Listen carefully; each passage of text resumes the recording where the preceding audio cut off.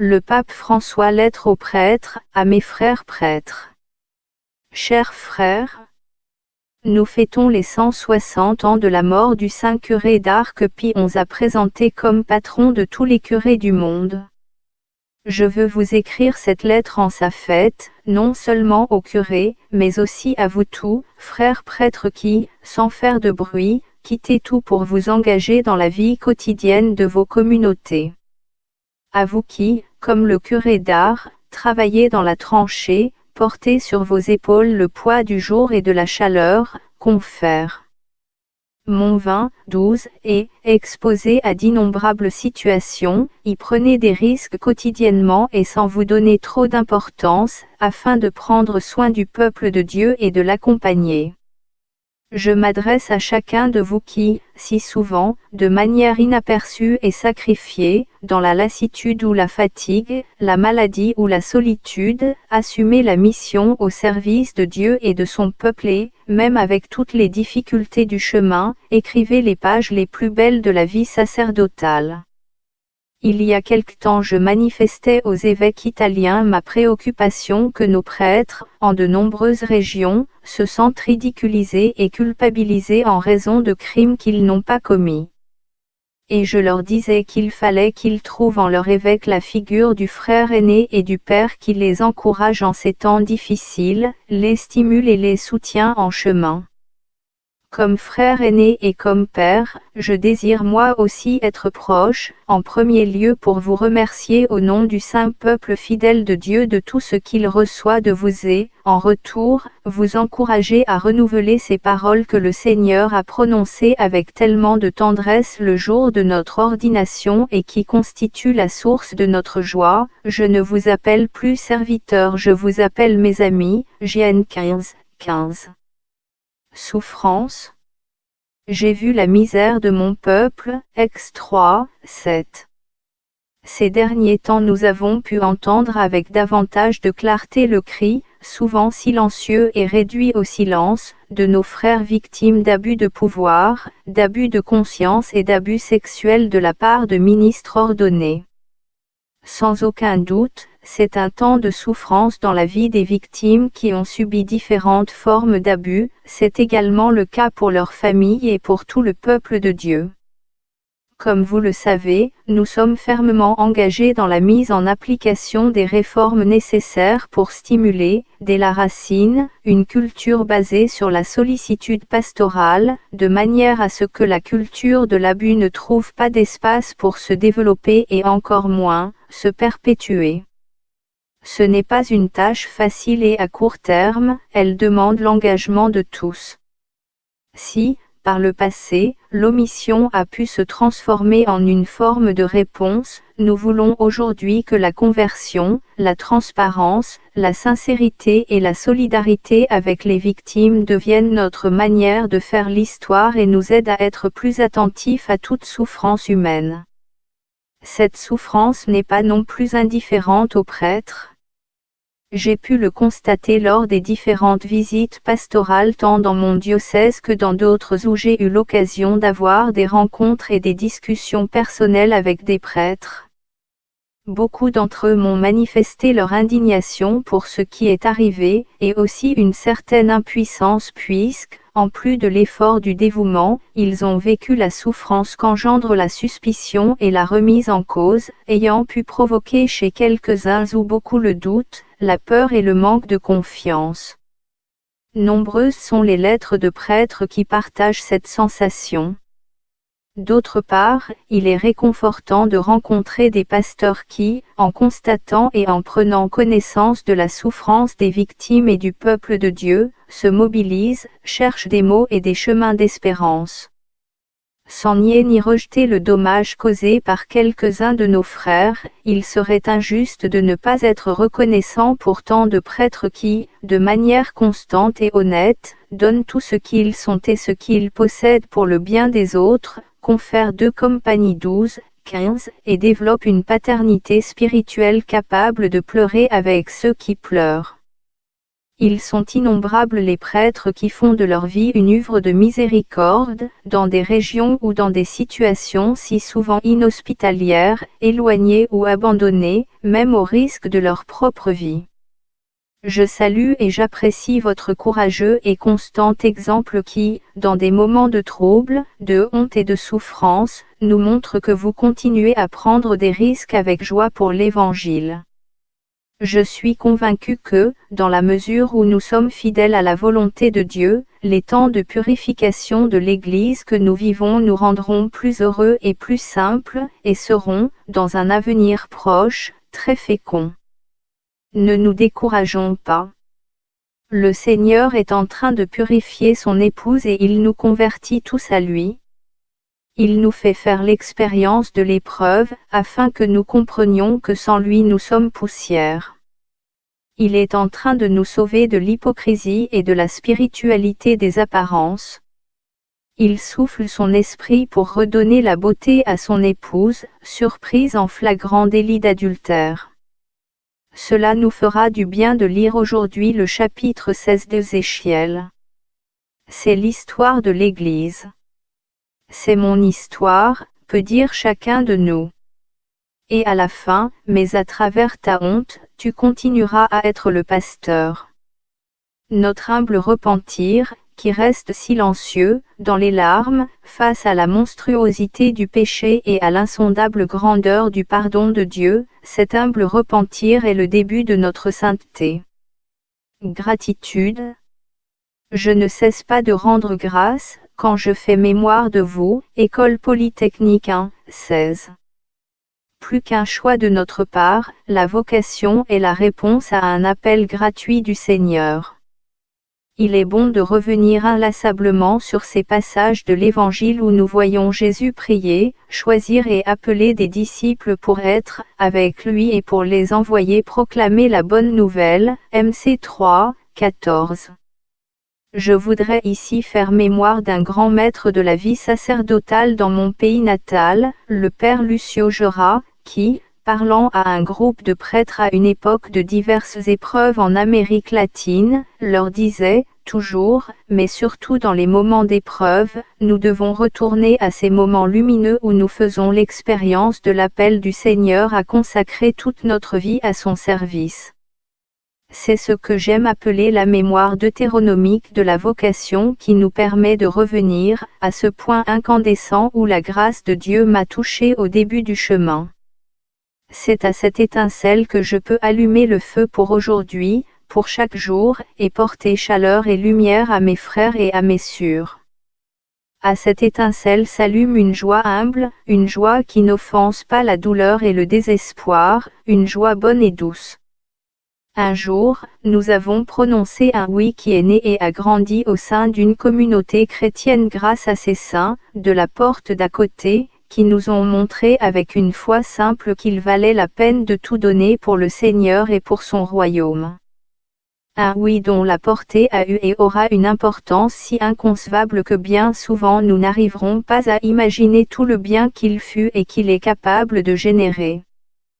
Que c'est beau, quand un prêtre âgé se voit entouré et visité par ces petits déjà adultes qu'il a baptisés enfants et qui, avec gratitude, viennent lui présenter leur famille.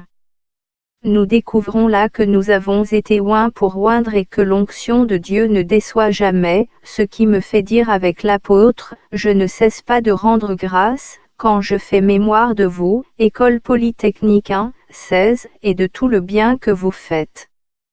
Dans les moments de tribulation, de fragilité, comme dans les moments de faiblesse et de manifestation de nos limites, quand la pire de toutes les tentations est de rester à ruminer le désespoir en fractionnant le regard, le jugement et le cœur, en ces moments-là, il est important, j'irais même jusqu'à dire crucial, non seulement de ne pas perdre la mémoire reconnaissante du passage du Seigneur dans notre vie, la mémoire de son regard miséricordieux qui nous a invités à miser sur lui et sur son peuple, mais aussi à avoir le courage de la faire passer dans nos actes et avec le psalmiste à pouvoir entonner notre propre chant de louange, car, éternelle est sa miséricorde, PS 135. La reconnaissance est toujours une arme puissante. Ce n'est qu'en étant à même de contempler et d'apprécier concrètement tous les gestes d'amour, de générosité, de solidarité et de confiance, ainsi que de pardon, de patience, d'endurance et de compassion avec lesquels nous avons été traités que nous laisserons l'Esprit nous offrir cet air frais capable de renouveler, et non de rapiécer, notre vie et notre mission. Comme chez Pierre le matin de la pêche miraculeuse, que la conscience de tant de biens reçus fasse jaillir en nous la capacité d'émerveillement et de gratitude qui nous porte à déclarer « Éloigne-toi de moi, Seigneur, car je suis un homme pécheur » LC 5, 8. Et écoutons une fois de plus de la bouche du Seigneur son appel, « Sois sans crainte, désormais ce sont des hommes que tu prendras » LC 5, 10. Car, éternelle est sa miséricorde, PS 135. Chers frères, merci pour votre fidélité aux engagements pris. Il est significatif que, dans une société et dans une culture qui a transformé le superficiel en valeur, il existe des personnes qui risquent et cherchent à assumer des engagements réclamant toute la vie.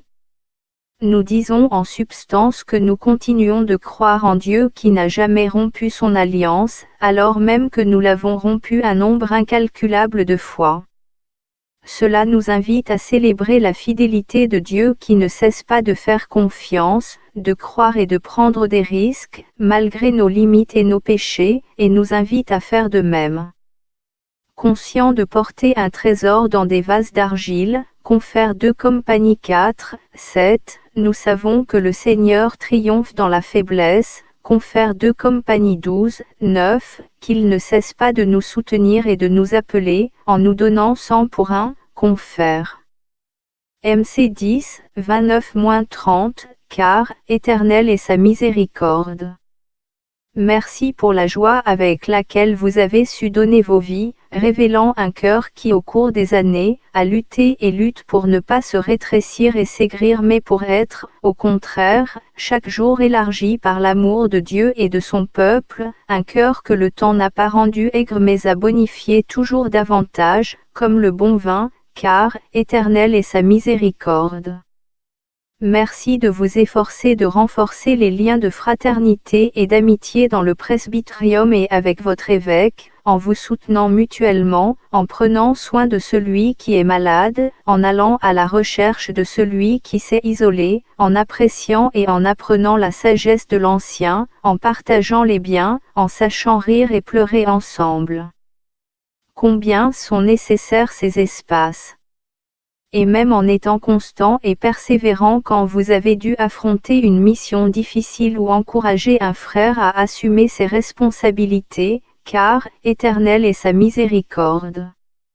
Merci pour le témoignage de persévérance et d'endurance, hypomonée, dans l'engagement pastoral qui bien des fois, nous conduit, poussé par la parousia du pasteur, à lutter avec le Seigneur dans la prière, comme Moïse dans cette intercession courageuse et risquée pour le peuple, Confère.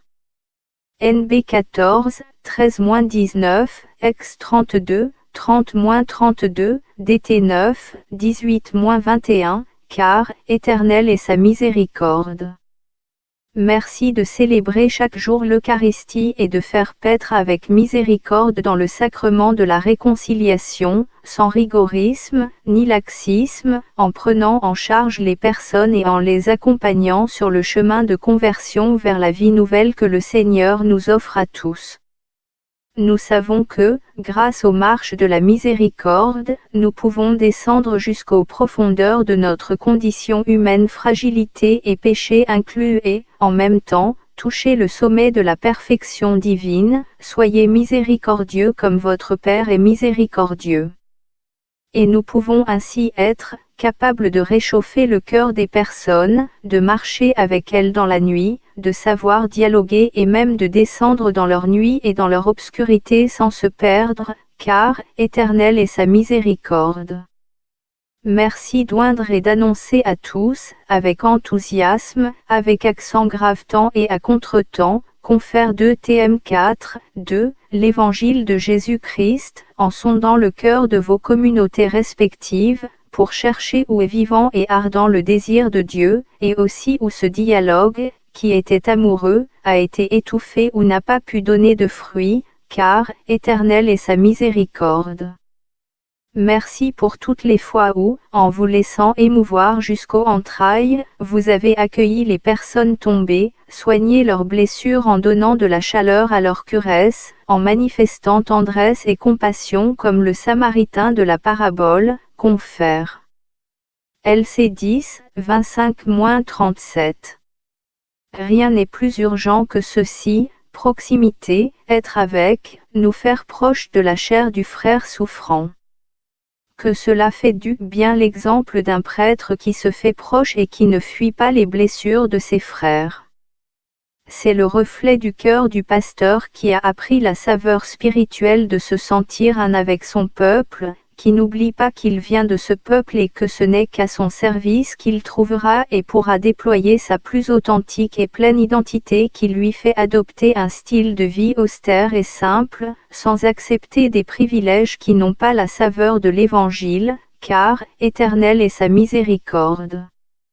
Rendons grâce également pour la sainteté du peuple fidèle de Dieu que nous sommes invités à faire paître, et à travers lequel le Seigneur nous fait paître nous aussi et préserve le don de pouvoir contempler ce peuple dans ses parents qui éduquent avec tant d'amour leurs enfants, chez ces hommes et ces femmes qui travaillent pour apporter le pain à la maison, chez les malades, chez les religieux âgés qui continuent de sourire. Dans cette constance à aller de l'avant chaque jour, je vois la sainteté de l'Église militante. Rendons grâce pour chacun d'entre eux et laissons-les nous aider et nous encourager par leur témoignage, car éternelle est sa miséricorde. Courage. Je combats pour que leur cuiresse soit remplie de courage, Colonel 2,2.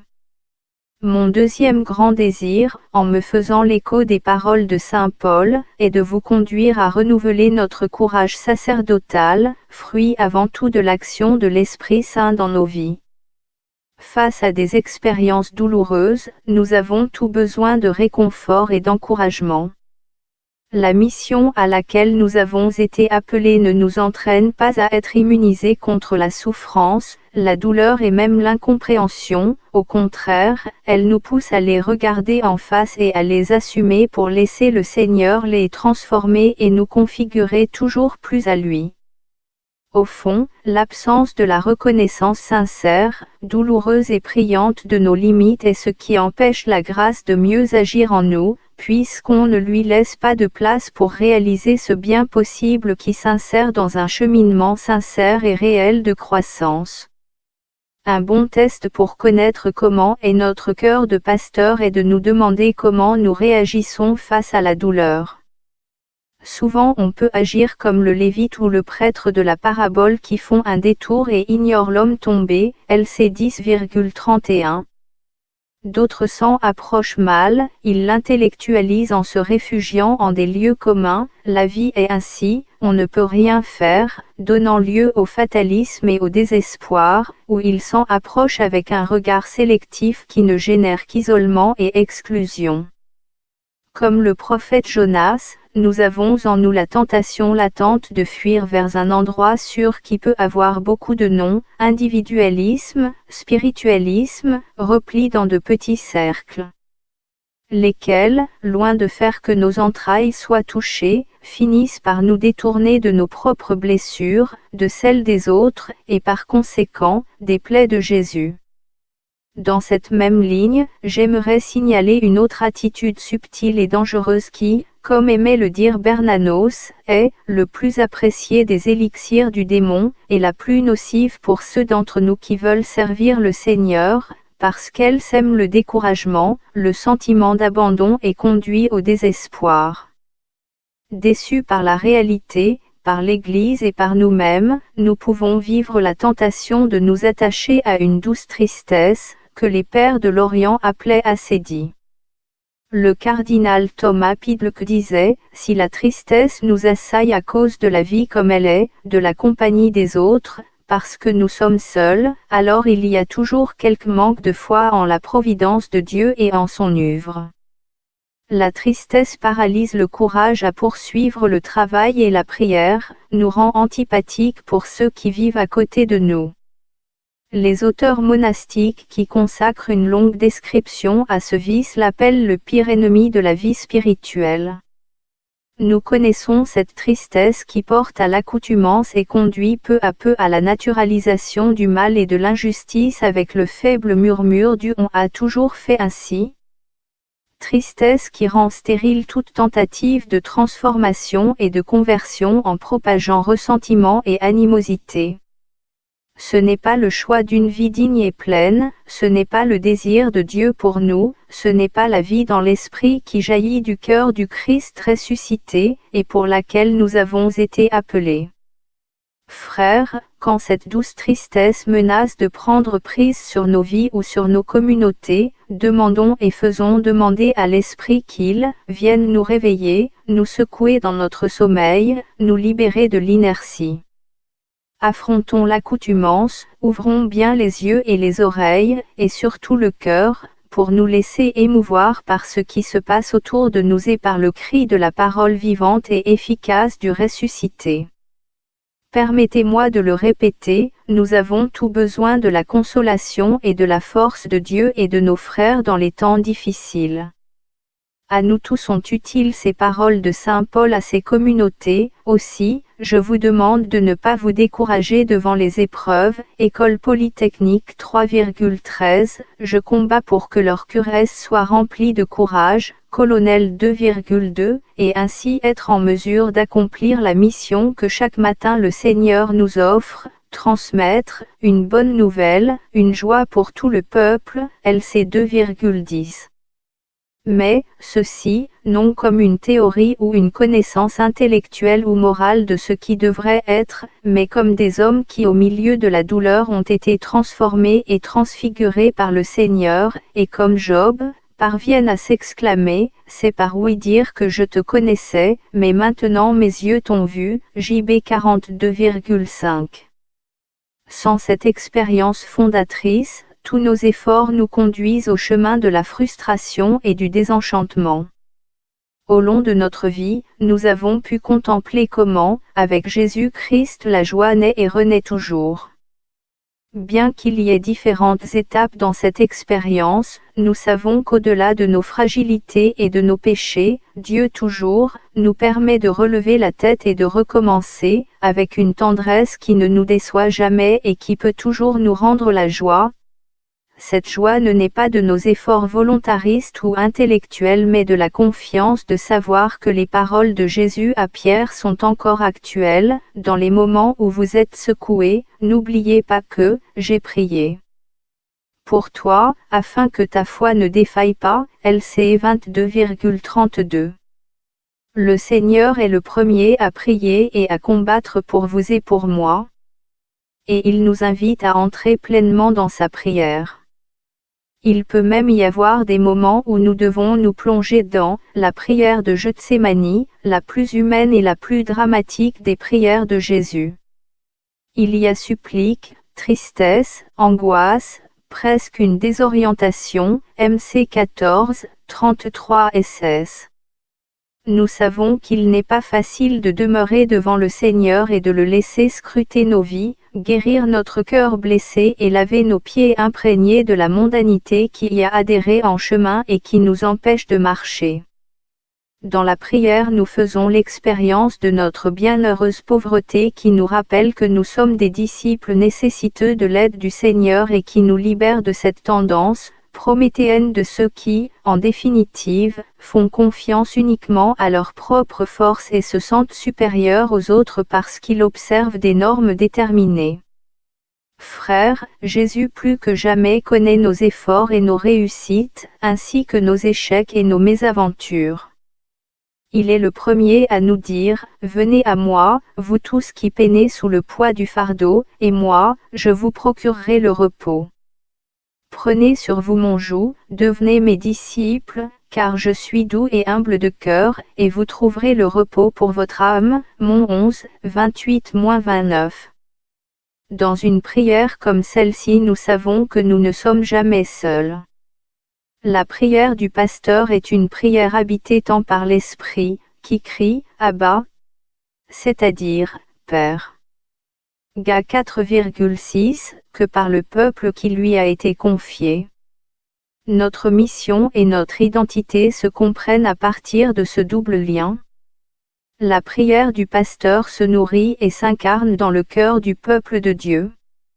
Elle porte les marques des blessures et des joies du peuple qu'elle présente dans le silence au Seigneur pour les oindre avec le don du Saint-Esprit.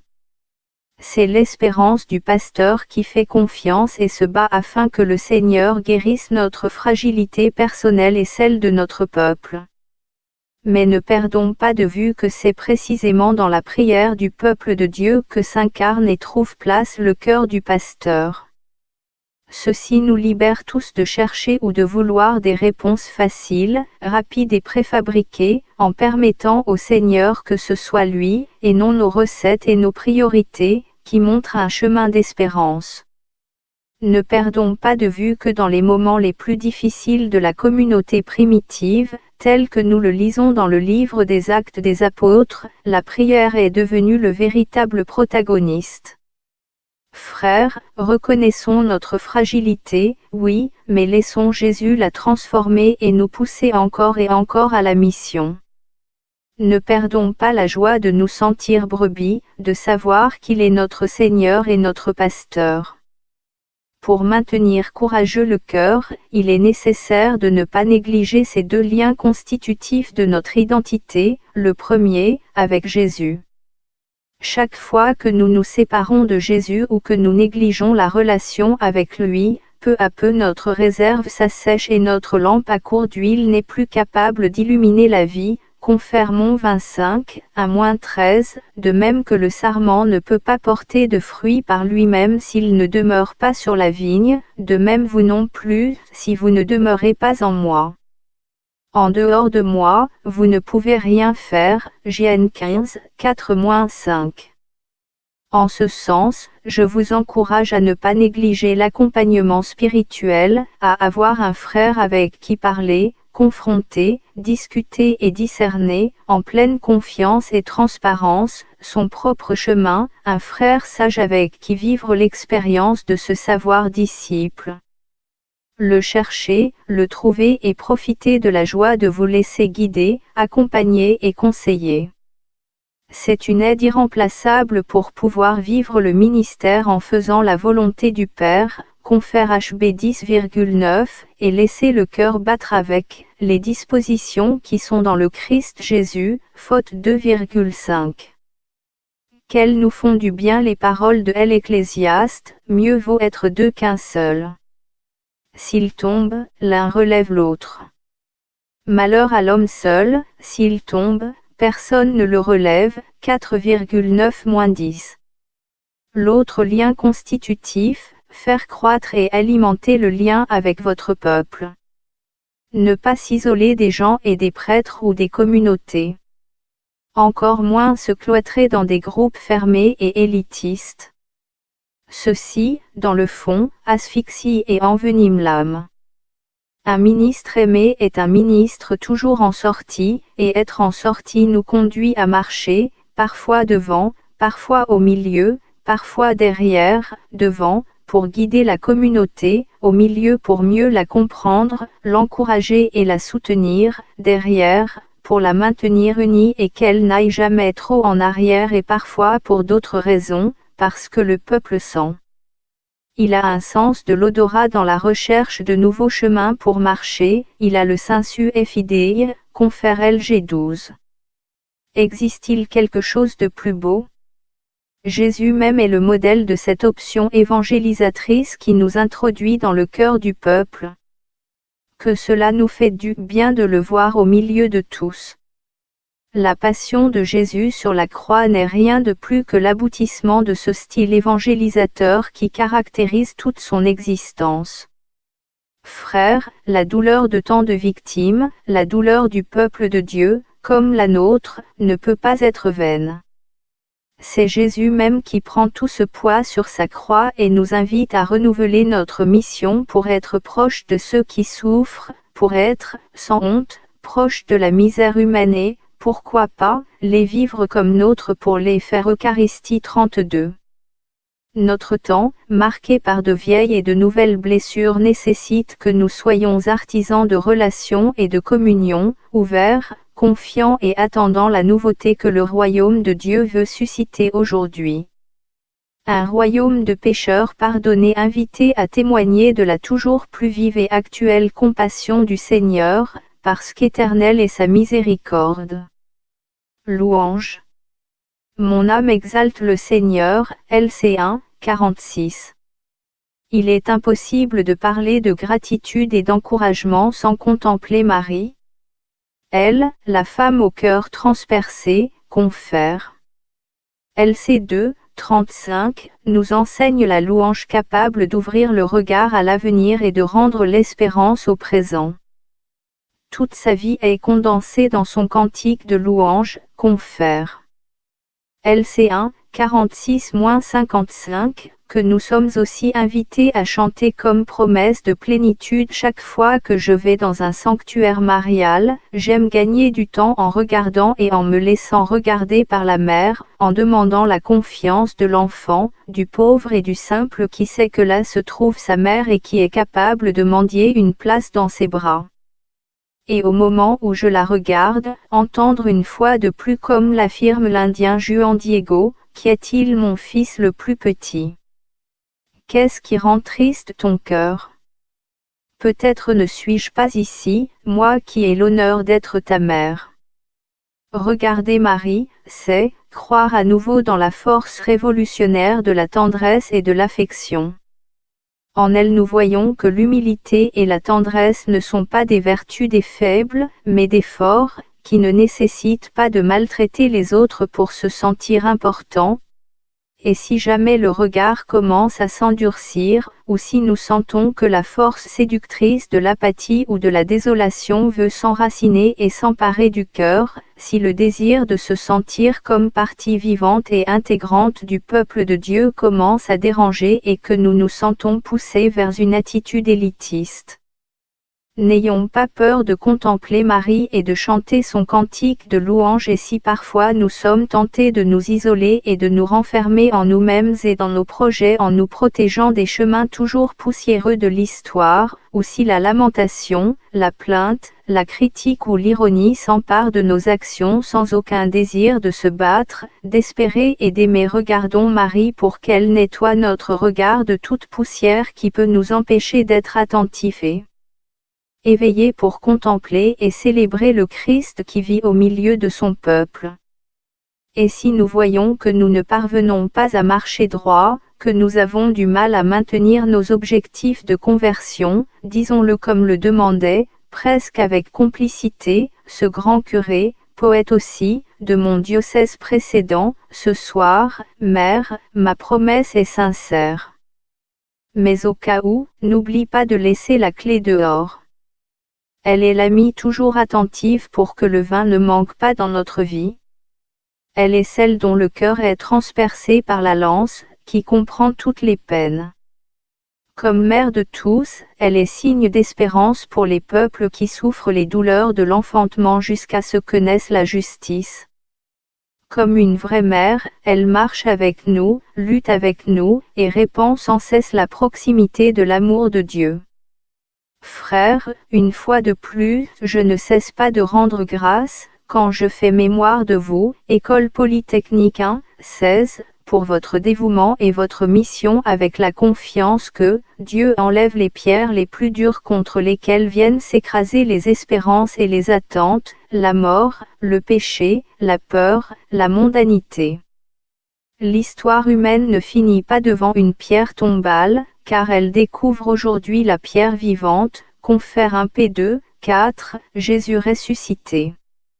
Nous, comme Église, nous sommes fondés sur lui et, même lorsque nous perdons courage, lorsque nous sommes tentés de tout juger sur la base de nos échecs, il vient faire toutes choses nouvelles.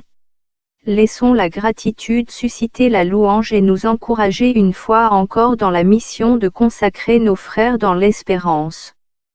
Être des hommes qui témoignent par leur vie de la compassion et de la miséricorde que Jésus seul peut nous offrir. Que le Seigneur Jésus vous bénisse et que la Sainte Vierge vous protège. Et, s'il vous plaît, je vous demande de ne pas oublier de prier pour moi. Fraternellement, Pape François.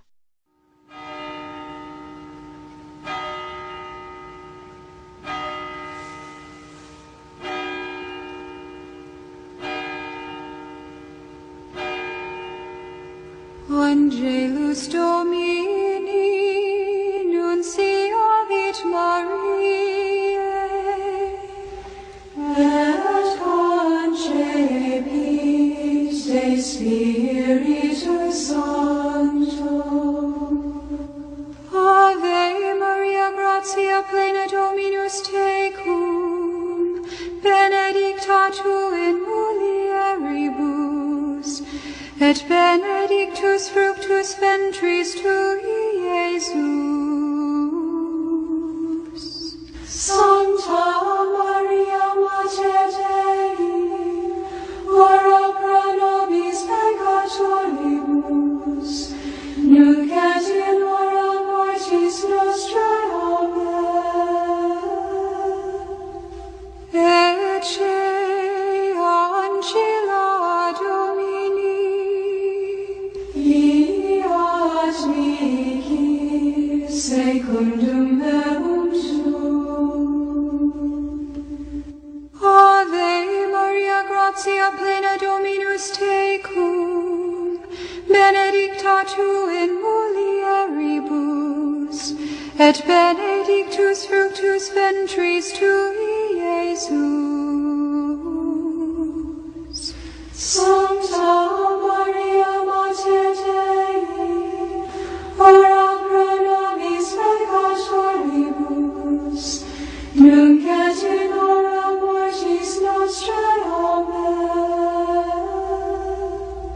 Et verbum caro factum est, et habitavit in nobis.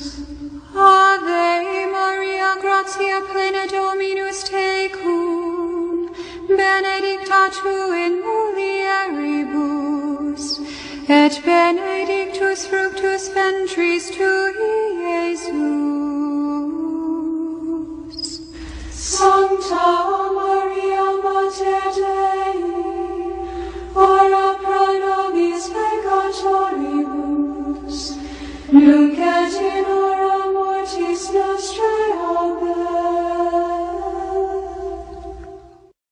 Ora pro nobis Sancta Dei Genitrix, ut in efficiamur promissionibus Christi.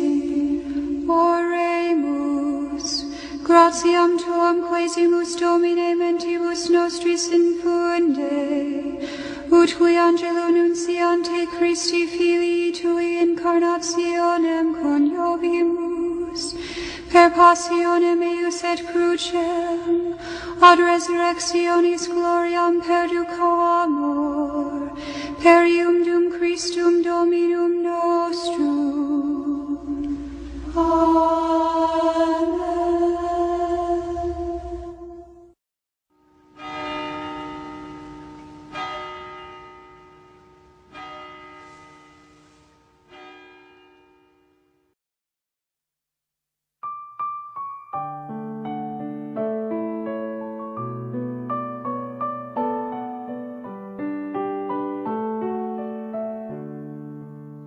Notre cité se trouve dans les cieux, nous verrons l'épouse de l'agneau, resplendissante de la gloire de Dieu. Céleste Jérusalem, l'agneau deviendra notre flambeau. Nous nous passerons du soleil, il n'y aura plus jamais de nuit. Dieu répandra sur nous sa lumière. Notre cité se trouve dans les cieux. Nous verrons l'épouse de l'agneau, resplendissante de la gloire de Dieu. Céleste Jérusalem.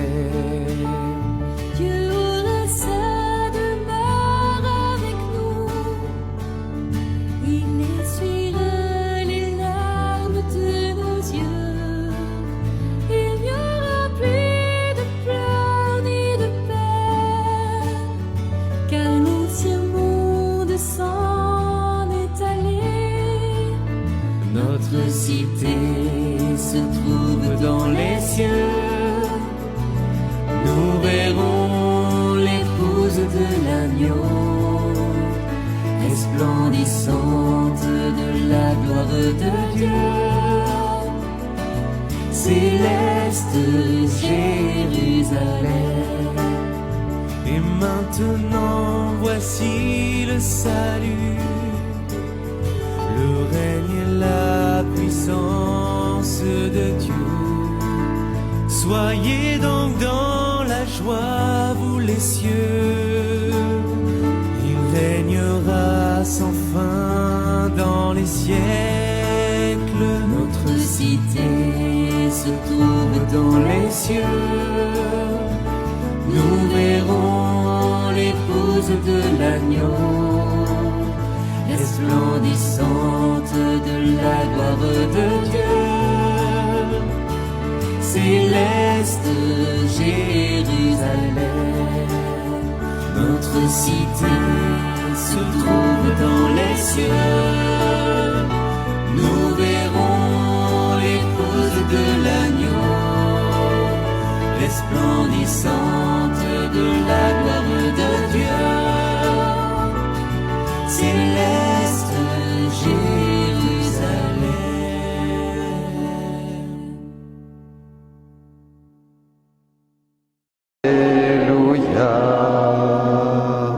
Le Seigneur soit avec vous. Lecture de l'Évangile de Jésus-Christ selon saint Luc. En ce temps-là, les publicains et les pécheurs venaient tous à Jésus pour l'écouter. Les pharisiens et les scribes récriminaient contre lui.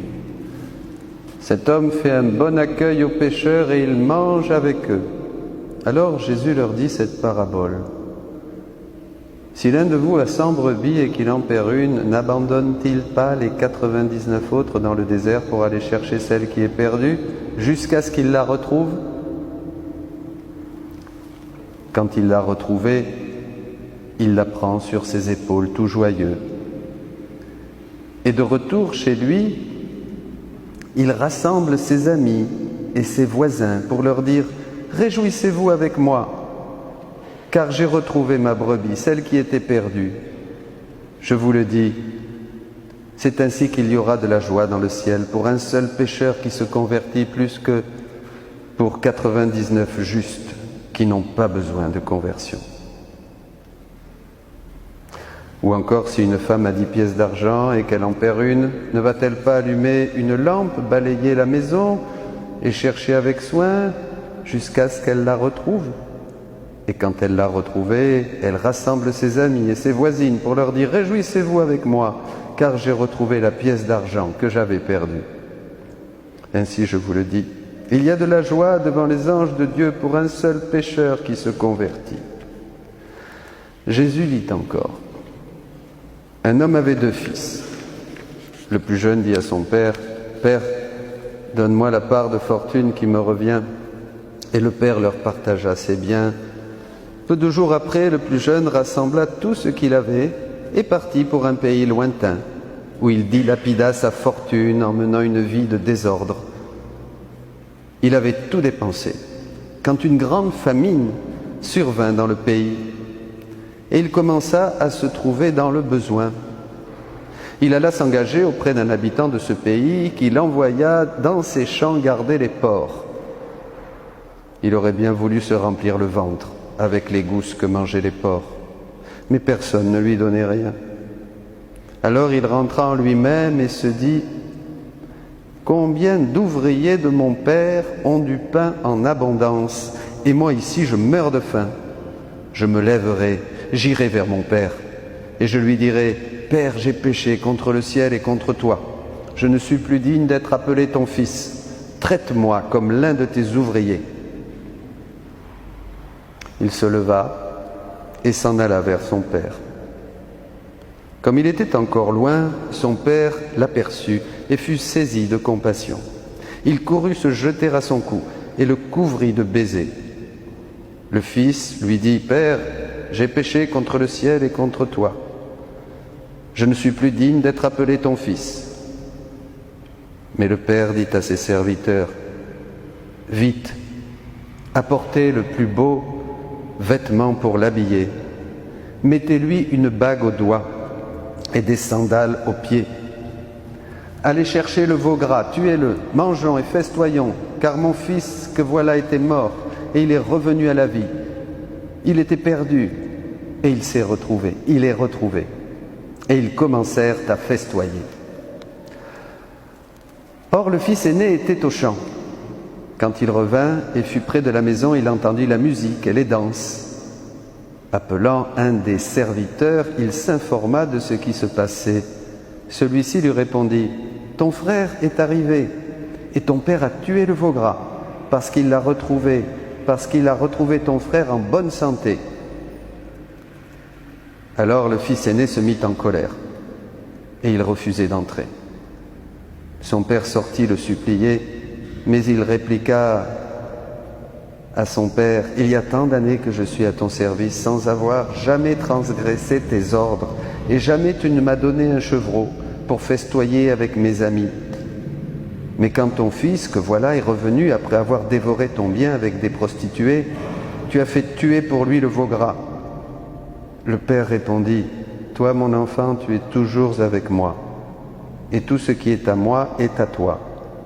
Il fallait festoyer et se réjouir, car ton frère que voilà était mort, il est revenu à la vie. Il était perdu, et il est retrouvé.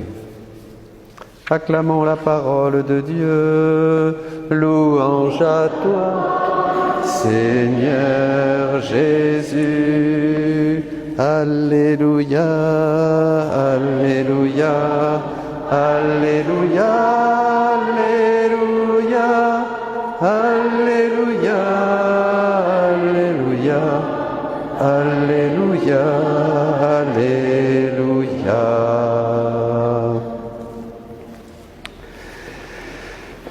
Seigneur Jésus.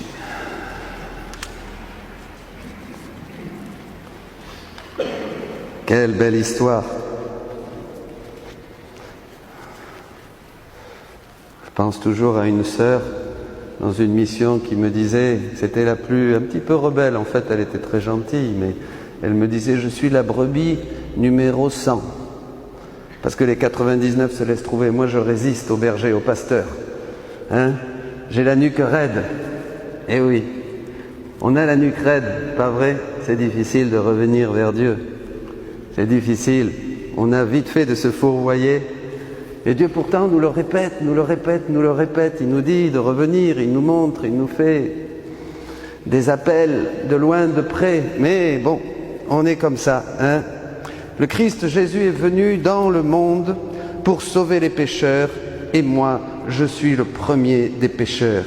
Mais il m'a été fait miséricorde afin qu'en moi, le premier, le Christ Jésus montre toute sa patience pour donner un exemple à ceux qui devaient croire en lui en vue de la vie éternelle. Je prends cette parole pour moi, bien sûr. Il m'a été fait miséricorde pour être un témoin de la miséricorde de Dieu, du Christ vivant, le plus pécheur d'entre tous. C'est bien moi, celui qui vous parle, mes amis. Mais c'est pas perdu. C'est avec joie que j'annonce l'amour et la miséricorde de Dieu partout où il veut, justement, que des cœurs entendent combien il nous aime, combien il est bon. Voilà. Alors je voudrais toucher 3 points parce qu'il ne faut pas perdre cette catéchèse quand même sur l'enfant, le fils prodigue et le cadet. Le fils cadet d'abord, il n'était pas bien, et son frère non plus. Les deux n'étaient pas bien. L'un était dans la maison avec papa, mais il était indifférent. Un peu comme nous quand on va à l'église et que finalement ça ne nous dérange pas, vous voyez. À la fin de l'évangile, le père lui dit « Mais ton frère était paumé, il était perdu, réjouis-toi ». Non, ça lui passe comme un coup de béret sur la tête d'un âne. Ça lui fait aucun effet. Pourquoi? Parce qu'il n'avait pas de zèle pour les pécheurs. Il s'en fichait. Que son frère ou que quiconque soit en train de crever, vous voyez, dehors, sans la vie du Christ, il s'en fout. Mais il y en a beaucoup dans l'église comme ça aujourd'hui.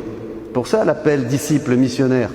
Il y en a beaucoup. On est dans l'église, mais ça vous dérange? Est-ce que, je disais hier aux gens, est-ce que ça t'empêche de dormir, de savoir qu'il y a des gens qui n'auront pas le salut et qui seront peut-être précipités dans l'abîme, dans la géhenne, avec des grincements de dents? Ça vous dérange? Pas trop, non. Il faut se remuer. Le seul trésor que nous aurons dans le ciel, disait une sainte femme, une religieuse, c'est les âmes que nous aurons acquis au Christ durant le temps de la vie, grâce à notre prière et notre sacrifice. C'est le seul trésor que nous aurons quand nous passerons de l'autre côté, au moment du jugement particulier. Alors, il n'était pas bien, et le fils, et le cadet, il n'était pas bien non plus. Ils étaient tous les deux là dans la maison de papa, pourtant, ils avaient tout. Ils avaient tout le bonheur, la richesse. Vous voyez, pensez bien en écoutant cette catéchèse et cet évangile qu'en fait, c'est notre histoire. C'est l'histoire du péché originel. Il y en a peu qui découvrent ici le péché originel. Ça n'a pas été assez prêché, mais c'est le péché originel. Les deux fils étaient bien. Dans la maison du Père, ils avaient tout, plénitude, vie divine. Ils n'avaient pas à se soucier, ah, il fait froid, il fait chaud, ah, j'ai mal au ventre, j'ai mal à la tête, oh, c'est dur le travail, on m'a abandonné. Ils avaient tout. Nous, si on a froid, si on a chaud, si on n'est pas bien, si on a les pieds mouillés et qu'on s'enrhume, c'est parce qu'on a perdu l'intimité avec Dieu, vous comprenez? Dans le jardin, c'était pas comme ça. L'homme n'était pas fait pour être enrhumé, grippé, pour avoir des zonas, pour avoir des insomnies, pour être malade, pour avoir des indigestions, pour trop manger ou pas assez. C'est pas normal, ça, vous êtes d'accord avec moi? C'est pas normal, ça. C'est l'état déchu. C'est l'état d'un homme qui est sorti de la maison du Père, qui n'a plus la carte de crédit, qui n'a plus le frigo plein, qui n'a plus de vêtements, qui est nu. C'est l'homme nu. C'est l'homme nu, vous voyez, la nudité. Alors on essaye d'arranger cette nudité comme on peut, évidemment, on se forme une personnalité pour essayer, vous voyez, parce qu'il faut construire, on est tellement nu, mais en fait il faut reconnaître qu'on est nu, qu'on n'a rien. Pas agréable hein, d'être nu, ou de perdre la face. Vous savez, c'est quand dans la rue vous passez, et on vous siffle. On vous montre, on vous siffle. Tu ne sais plus où te mettre. Parce que, en fait, on a découvert que tu ne vaux pas ce que tu disais. Tu te croyais un grand, intelligent et tout ça. Oh, il se moque. La Bible dit, il faut s'éloigner des moqueurs. C'est ça, les moqueurs. Donc, en fait, l'homme est nu parce qu'on a perdu Dieu. On est sorti de la vie divine. On s'est creusé des citernes fissurées, dira Jérémie, qui ne contiennent pas l'eau. Vous comprenez? C'est notre condition d'homme dans le temps, dans l'existence qui nous incombe. On a tout perdu. On s'est éloigné, on a fait notre propre volonté. C'est ça le péché. Le péché, c'est que on est parti avec notre petit patrimoine, comme le fils cadet.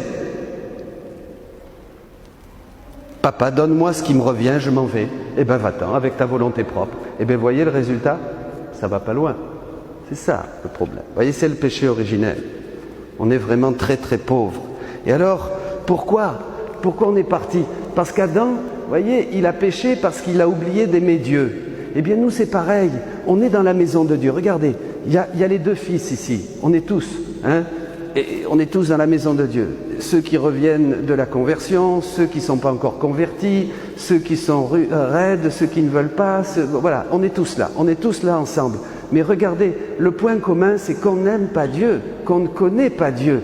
On a un on a un cœur crispé. Vous savez, le fils prodigue et l'autre, ils étaient crispés. Le fils prodigue, celui qui est parti, il voulait ses sous. Parce que dans sa tête, il disait, le père, il abuse de moi, quoi. Il me veut à son service, il veut que je bosse, comme ça, et puis je profite de rien. Donc, vous voyez, déjà, il avait une image de Dieu défigurée. Vous me suivez? Il avait une image de Dieu qui n'était pas juste. Et le cadet, pareil, il était là, il faisait tout, pas de souci, il n'était pas content. Donc les deux enfants étaient dans la maison du père, mais ils ne connaissaient pas le père. Ils avaient un cœur crispé et ils avaient une image défigurée de Dieu. Donc à un moment, qu'est-ce qui s'est passé? Eh bien le cadet, il a dit, basta, donne-moi mon pognon, je m'en vais. Donc il n'aimait pas le père. Il n'avait pas découvert l'amour du père, vous comprenez? Ça c'est très très important. Parce qu'on peut tout de suite, nous-mêmes, nous situer là. Et ça va nous faire du bien, mes amis, ça va nous faire du bien de dire à Dieu, pardon, je ne t'aime pas. Moi j'aime bien faire cette prière, c'est la plus... Je ne t'aime pas, Seigneur. Je ne t'aime pas, donne-moi ton amour, ouvre mes yeux à la grandeur de ton amour. Donc ça c'est très très important. Il quitte la maison, il s'en va, et alors là, qu'est-ce qui se passe? Eh bien, il perd la ressemblance. Quand on est bien avec Dieu, on est comme Dieu, vous serez comme des dieux. Pour cette œuvre plus grande encore, dit Saint Pierre, de nous rendre participants de sa nature divine. Dès qu'on s'en va de la maison, dès qu'on est dehors, on n'est plus dans la maison du Père. Vous êtes d'accord avec moi? Donc on n'est plus comme Dieu. On n'a plus ses mœurs, on n'a plus sa manière de parler, on n'a plus ses vêtements, on n'a plus ses chants, on n'a plus sa douceur, on n'a plus sa tendresse, on n'a plus la ressemblance. On perd la ressemblance. Et c'est ce qui se passe au fils cadet. Il perd la ressemblance, il la perd. Les porcs. On arrive au porc. L'homme qui n'est plus dans la maison de Dieu perd tellement la ressemblance qu'il devient comme un animal, comme une bête. Et on en a des multiples exemples dans la vie de tous les jours. Il suffit d'ouvrir les journaux et d'allumer la télé. Voyez? Et donc là, parce que le porc était l'animal maudit, on ne mangeait pas des porcs. Et là, il a même envie, c'est là qu'il a même envie de manger. Et il mangera certainement, il voulait manger ce que mangent les porcs. Donc l'homme qui s'éloigne de Dieu devient comme une bête. Il perd l'image et la ressemblance. L'image, il la garde, il perd la ressemblance. C'est ça, mes amis, que nous vivons aujourd'hui. C'est pour ça que nous luttons, c'est pour ça que nous allons à l'église, c'est pour ça que nous prions le matin, c'est pour ça que nous récitons le chapelet, c'est pour ça que nous allons nous confesser, pour demander au Seigneur la seule chose qu'il nous faut. Donne-moi la ressemblance, c'est-à-dire fais-moi de nouveau revenir à la maison, je veux être avec toi. Mais il faut que Dieu guérisse l'image mauvaise, défigurée qu'on a de lui. Tous. Moi aussi. Pareil. Tous. Peu à peu. Dans le désert de la vie, on se laisse toucher, on grandit. Et plus on va le découvrir, plus on va l'aimer. Et là, on va revenir. Mais voyez, le Fils, quand est-ce qu'il revient? Il revient quand ça commence chaud. Plus rien. Tout gaspillé. Il veut manger ce que mangent les porcs. Là, ça devient... Il est à la rue, quoi. Il n'a plus rien. SDF, pire. Voyez? Alors là, il commence à réfléchir. Mais regardez dans le texte. Il ne veut pas revenir à Dieu pour aimer le Père. Il ne connaît pas le Père. Il revient parce qu'il a faim. Il revient parce qu'il a faim et même il va dire « Oh la zut alors, moi je suis là comme un nigaud et les ouvriers de mon père, ils ont un salaire, ils mangent bien, ils ont tout ce qu'ils veulent. Non, non, non, non, non. Alors il va inventer une petite prière. Hein, vous savez les petites prières qu'on fait, hein? Bon, je vais lui dire « Père, j'ai péché. Bon, tiens, il faut que je passe à la badillonnette, là. Hein, c'est l'humilité. Là encore, j'aime pas Dieu parce qu'il m'oblige à m'humilier. Il m'oblige à m'humilier. Là, il me... Hein? Bon, je vais dire « Bon, non. Ouais, Père, j'ai péché contre le ciel et contre toi. Je ne suis plus digne d'être appelé ton fils. Eh bien, mets-moi avec les ouvriers. Mais donne-moi à bouffer, je t'en supplie, parce que je crève de faim. » C'est pas l'amour. C'est pas l'amour. Il va même inventer la petite prière. Et quand il va arriver devant le Père, il va faire sa petite prière tout de suite. Ouais, Père, du Père, du Fils et du Saint-Esprit. J'ai péché contre le ciel et contre toi. Je ne suis plus digne d'être appelé ton serviteur. Traite-moi comme un de tes ouvriers. Il ne connaît pas le Père. Il ne connaît pas le Père. On invente des prières comme nous. Qu'est-ce qu'on fait? On invente des prières. Alors j'ai ceci, j'ai mon fils malade, j'ai cette problème ici, je vais faire une prière, voyons si celle-là ça marche, t'en as pas une toi? Non, j'en ai une autre, celle-là peut-être elle marche, essaye celle-là. On fait des prières, on essaye, on marchande avec Dieu, voyez, pour avoir un bien matériel. Je vous disais l'autre jour que Dieu dit à une sainte, Jésus dit à une sainte, 98% des prières sont des prières pour des choses matérielles. On ne connaît pas Dieu. C'est tout le problème de l'homme, c'est la connaissance. On ne connaît pas sa miséricorde. Vous voyez, alors on parle de la miséricorde. Alors ça, c'est bon, ça aussi. Ah, Dieu est miséricordieux. Quelqu'un me disait, ah ben non, moi je m'en tiendrai au bon berger miséricordieux. Tout le monde ira au paradis. Dieu est bon, Dieu est bon, Dieu est bon. Il est bon, bon, bon, bon, bon. Il est bon, bon. Hein? Voilà. Mais c'est pas ça. Ça, c'est nous une image qu'on veut avoir de Dieu pour nous donner la paix. Ce qu'il faut connaître, c'est l'amour de Dieu. C'est Dieu tel qu'il est. Comprenez la différence? C'est pas que je m'imagine un Dieu miséricordieux avec ma petite imagination de pécheur. C'est le connaître lui. Dans son essence, dans sa vie, dans cette miséricorde, dans cet attribut divin qui est la miséricorde de Dieu, qui est infinie, qui dépasse toute intelligence, dira saint Paul, la hauteur, la longueur, la profondeur, la largeur de l'amour de Dieu, qui dépasse toute connaissance. C'est ça qu'il faut connaître. Alors peut-être si tu crèves de faim et que tu es SDF, ça peut être une aide. Comme ici dans la parabole. Il va arriver, le père, il va sortir sa petite prière et le père va l'embrasser tout de suite, lui donner des bisous, le faire tuer le veau gras, le revêtir des vêtements divins. En fait, il retrouve tous les attributs de Dieu parce qu'il est dans Dieu. Il est de nouveau dans la maison de Dieu. Il a plus froid, il a plus chaud, il est bien, il a la clim, il a tout ce qu'il faut, il a du bon vin, hein, voilà, il est content, il a l'anneau, le sceau, hein, c'est-à-dire l'autorité divine, il retrouve tout, il est content. Mais c'est ça qu'il nous faut, c'est pour ça qu'on cherche la volonté de Dieu, mes amis. On veut vivre dans la volonté de Dieu, dans sa divine volonté, pour pouvoir de nouveau réintégrer la maison, parce que notre volonté propre nous a conduit à désirer même la nourriture des porcs, c'est-à-dire à faire n'importe quoi. Alors le chemin de Dieu commence. Voilà, la conversion, Dieu touche. Dieu touche le pécheur. Dieu touche le pécheur. Il faut se laisser toucher. Quand la parole de Dieu revient et qu'elle vous gêne, souvent, vous voyez ici par exemple, il y a tout le public, comme dans les églises. Des publicains, des pécheurs, des ivrognes, des prostituées, des voleurs, tout ce qu'on retrouve dans l'évangile. Et il y a aussi des pharisiens qui viennent espier Jésus pour voir qu'est-ce qu'il dit, pour trouver quelque chose à dire. Et il y a des théologiens aussi. Il y a tout le public. Tout le public est là. Quand la parole de Dieu, je disais à quelqu'un, un prêtre, quand la parole de Dieu te touche, c'est pas que il faut changer la parole de Dieu quand elle est prêchée dans l'esprit. Si elle te touche, c'est que tu as la nuque raide et Dieu revient à la charge, il revient à la charge, il revient à la charge. Il revient à la charge et il te parle. Ne résiste pas à la parole. Dis Amen, Seigneur, mets-toi à genoux, j'accueille ce que tu me dis. Vous comprenez, mes amis? C'est fou ça. Surtout en France, c'est très dur. Tu prêches la parole, les gens résistent, ils résistent, ils résistent. C'est Dieu qui me parle. Je dis toujours, c'est prendre une claque. Moi, combien de claques je me prends dans la figure en prêchant la parole de Dieu? Mais c'est terrible, quelquefois je suis tout rouge. Pou, pou, pou.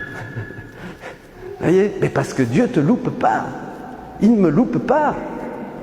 La parole est vivante, efficace, elle pénètre à l'articulation, à la jointure de l'esprit et de la chair, dit l'Épître aux Hébreux. Ça fait mal, c'est incisif. Le Fils ne comprend pas, mais Dieu va le désarmer par son amour et sa miséricorde. Mais il faudra quand même qu'il l'accepte. Dieu ne veut pas la mort du pécheur, il veut qu'il se convertisse et qu'il vive, dit le prophète Ézéchiel. Dieu veut toucher ton cœur. C'est ça la vie. Il n'y a rien d'autre à faire. Nous n'avons que cette vie pour revenir. Regardez le monde. Peu reviennent. Large est le chemin qui conduit à la perdition et beaucoup le prennent. Étroite et resserrée. Étroite est la porte et resserré le chemin qui conduit à la vie et peu le trouvent, dit Jésus. Mais nous, dans l'Église, est-ce qu'on va être ces zélés pour les âmes qui se perdent? Ou est-ce qu'on va être comme le fils unique, le fils aîné? Ou l'autre, c'est-à-dire, mon frère crève, je m'en fiche, on va aller vers l'autre, mais il faut que nous, d'abord, nous fassions l'expérience de la miséricorde de Dieu. La plus grande offense qu'on peut faire à Dieu, c'est de rejeter son amour, sa miséricorde. Alors moi, je vous dis à tous ceux qui écoutent, et je bénis les milliers qui écrivent, qui parlent, laissons-nous toucher par Dieu. Un message à la France, revenons à Dieu, non pas pour ce qu'il va nous donner, ou pour être content, avoir une paix psychologique, être zen parce que j'ai été me confesser à Pâques et à Noël. Revenons à Dieu avec tout notre cœur, déchirons notre cœur, agenouillons-nous, mettons-nous à genoux. Un matin ici on prie, on est 5 ou 6 maintenant, ça augmente. On prie les laudes, on récite le chapelet, on adore le Saint-Sacrement. Revenez tous à Dieu par la prière. La première conversion, c'est la vraie prière. Une régularité dans la prière, une fidélité dans la prière, en demandant à Dieu de vraiment allumer ce feu nouveau dans mon cœur. Parce que sinon, nous allons perdre notre vie, nous allons perdre notre temps. Vous pourrez avoir de belles vendanges, mes amis viticulteurs. Et là-bas, le pinot et le cognac, et à droite, vous pouvez avoir un bon compte en banque, vous pouvez avoir une belle maison que vous venez d'acheter, ou vous changez de voiture, comme quelqu'un me disait qu'il avait changé de voiture, etc. Bon, c'est bien tout ça, mais qu'est-ce que c'est tout ça? Tout ça, c'est ton petit patrimoine, tout ça, ça va devenir rien du tout. Au moment de partir de ce monde, tu n'auras rien. Vous comprenez? Il faut bien comprendre la vie, il faut comprendre la vie. Les années de vie que nous avons, 80 pour les plus vigoureux. Grâce à Dieu, avec la Sécu, ici, on allonge. Un prêtre me disait, nous on meurt tous entre 60 et 70 ans en Afrique. Mais ici on arrive à vivre beaucoup plus longtemps, parce qu'on est bien entretenu. Et bien grâce à Dieu, on peut se convertir. On a plus de temps pour se convertir, pour faire un vrai chemin de retour au Seigneur. C'est ça la vie. C'est une belle parabole. Ça touche. Ça va direct au cœur. Tout le monde est concerné. Tout le monde est appelé. Aujourd'hui, si tu entends la voix de Dieu, dit la Bible, ne ferme pas ton cœur. Attention à l'endurcissement. Et je termine avec ça.